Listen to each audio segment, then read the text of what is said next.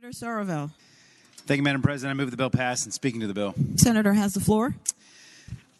Thank you, Madam President. Ladies and gentlemen, Senate Bill 565 is a bill to make our natural gas system more renewable.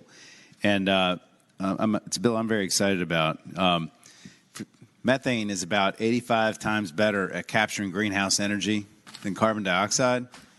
And a lot of it's floating around the air. And you may have seen that last November, the president signed a commitment to reduce American methane emissions by 30%. And basically what the bill does, it allows our natural gas companies to capture gas in three ways and then put it in their pipes. Oh, well, three ways to reduce their emissions in three ways. Number one, they're allowed to do enhanced leak detection, which is basically my seatmate passed the SAVE Act about 4 years ago, which allowed them to do 10 years ago, sorry, to do regular leak detection, but with new technology, there's ways they can do enhanced leak detection. It allows them to do that and recover the cost from consumers. Number two, it allows the gas companies to purchase gas from certified low emission gas that's been certified by a third-party NGO, and then sell that at a slightly increased cost to consumers. And the third thing is that it allows them to construct connections to biogas facilities. And this is gas that's created by either doing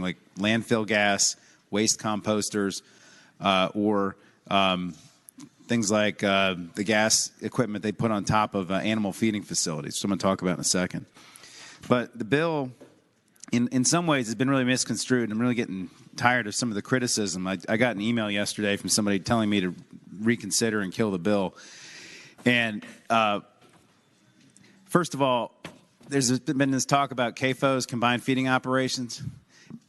Combined feeding operations have pollution issues with regard to water quality. That has nothing to do with this bill. This bill captures methane from those facilities and gets it out of the air, puts it in pipes so we can use it. And I'm not clear why some people in the community would like the methane just keep emitting into the atmosphere and heating the planet up instead of capturing it and using it. The pollution issues can be dealt with separately, but that's one complaint I've heard.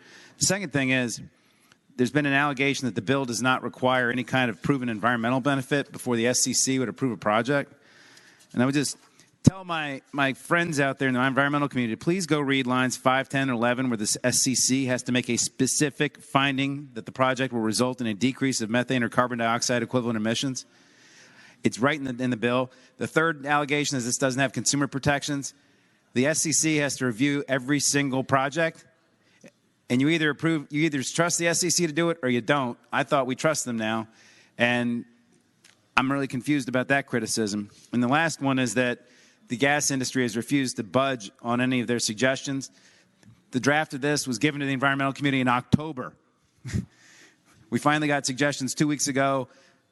We went through 3 or 4 subs. We had an enactment clause yesterday. There's been lots of changes made to satisfy them. So I'm not really clear what the unhappiness is about. But this bill will make Virginia a leader in reducing methane emissions because there's federal regulations coming. This will get us ahead of the game. It'll get methane out of our emissions. Get methane out of the air. It'll reduce our carbon emissions. It'll help everybody, and it's a good bill. And I hope the body will vote for it. I'm happy to answer any questions.